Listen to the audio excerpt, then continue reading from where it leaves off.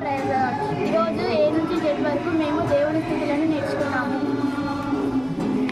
ఆశ్చర్యకరుడు, బలవంతుడు, చాలించేవాడు, దయాళుడు, ఇమ్మనీయులు, ఫలాలిచ్చువాడు, గొప్పవాడు, రక్షించువాడు, ఐశ్వర్యవంతుడు, నిరీక్షుడు, కరుణామయుడు, లాలించువాడు,